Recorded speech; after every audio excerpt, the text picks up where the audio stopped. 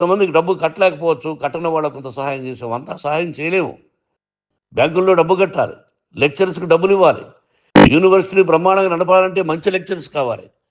ఇయన్నీ తెలిసి చేస్తున్నావురా 32, 33 సంవత్సరాల నుంచి. అది పక్కన పెడితే అందరినీ కొట్టడానికొస్తావు. అందరినీ కొట్టడానికొస్తావు. మీ అన్నని తిడతావు. ఒక వ్యక్తి వినయ్ గారనే ఆయన వ్యక్తి హెల్ప్ చేయడానికొస్తే, ఆ వినయ్ ఎవరు లంజాకొడుకు చంపేస్తాను వాడు అన్నావు. ఇయన్నీ ఎంత తప్పురా? అంటే మీ నాన్నగారికి ఎవరు సహాయం చేయడానికొస్తే వాళ్ళందరిని లంజాకొడుకులు అంటావు. చంపేస్తానంటావు. మీ అన్నని చంపేస్తానన్నావు. చంపరా చూద్దాం మీ అన్నని నేనే అన్నా. తాకరా నీ ధైర్యం ఉంటే అన్నా. ఎంతమందిని చంపాలనుకుంటున్నావు? ఎంతమందిని చేయాలనుకుంటున్నావు? నువ్వు ఏం సాధించాలనుకుంటున్నావు? ఆలోచించుకో. ఈ ఇంట్లోకి అడుగు పెట్టడానికి నీకు అధికారం లేదు. ఇది నా కష్టార్జితం.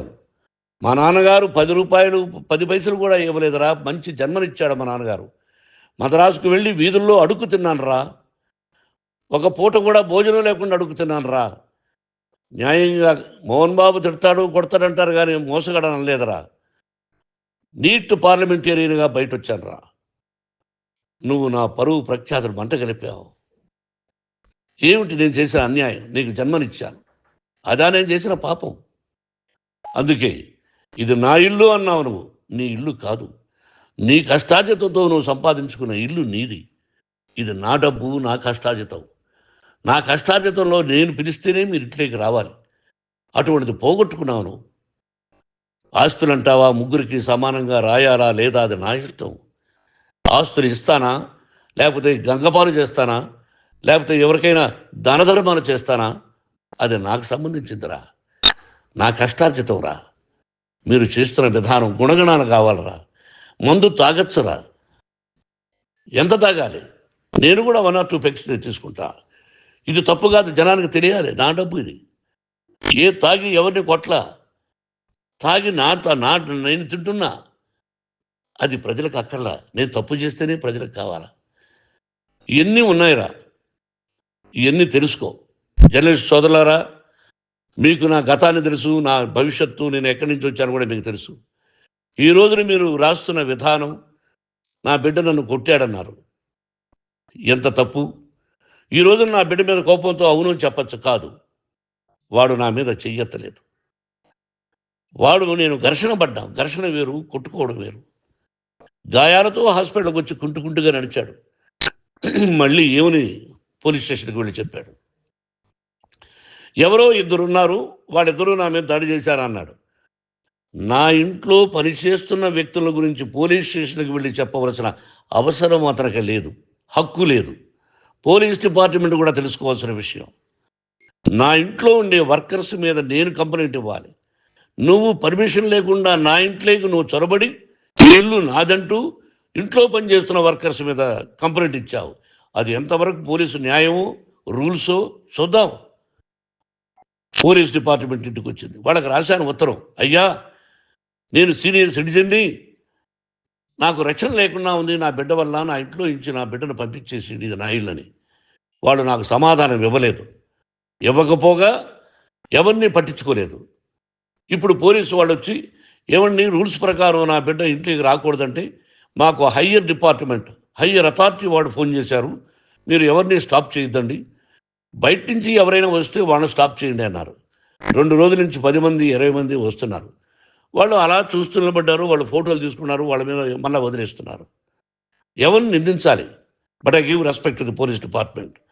వాళ్ళకి ఎవరు ఏ అధికారి ఫోన్ చేశాడో, ఆ అధికారికి ఏ పొలిటీషియన్ చేశాడో అది వాళ్ళకే వదిలేస్తున్నా. కాబట్టి వాళ్ళు పోలీస్ కంప్లైంట్ ఇచ్చినా కూడా మేము సంబంధం లేదని అంటున్నారు. కాబట్టి నేను నా బిడ్డను నిన్ను నాపు చేస్తున్నా. నువ్వు ఇంట్లోకి వచ్చే అధికారం నీకు లేదు.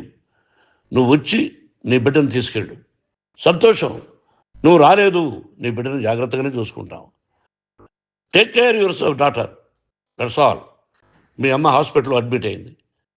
రేపో ఎల్లుండో మీ అమ్మను పిలిపించి బాగైన తర్వాత ఇదిగో నువ్వు నీ కొడుకు బిడ్డను తీసుకెళ్ళి వాడికి అప్పచెప్పని చెప్తాను పోలీసు వాళ్ళ ఆధ్వర్యంలో.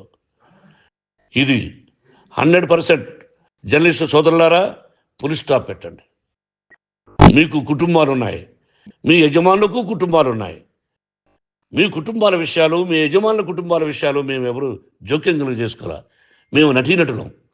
మాది తప్పుంటే నటుడుగా నన్ను ఫెయిల్యూర్ అని రాయండి. నా నటన బాగలేకపోతే రాయండి. బట్ ఇంటి లోపల సందులో నుంచి చూస్తూ తప్పు చేస్తున్నామని ఉన్నది లేనిది, లేనిది ఉన్నట్టు రాయకండి. మీకు నా హృదయపూర్వక నమస్కారాలు. ఇన్ని రోజులు హృదయపూర్వకంగా ఎంకరేజ్మెంట్ చేశారు. ఆ ఎంకరేజ్మెంట్కు నమస్కారం చేసుకుంటూ I love you all.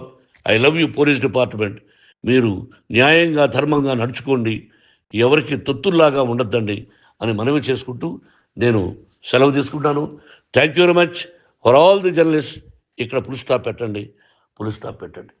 Thank you very much.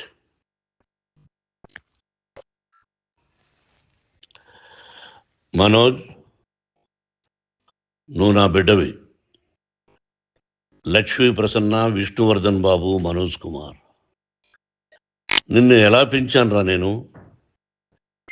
అందరికంటే నిన్నే గారాభంగా పెంచానురా. నీకే ఎక్కువ ఖర్చు పెట్టి చదివించాలని ప్రయత్నం చేశానురా. నువ్వు ఏది అడిగినా నేను నీకు ఇచ్చానురా. కానీ ఈ రోజున నువ్వు చేస్తున్న పని బిడ్డల గుండెల మీద తంతారంటారే, అలా తన్నేవరా. మనసు ఆవేదనతో కింగిపోతుందిరా. నేను మీ అమ్మ ఏడ్చుకుంటున్నావురా.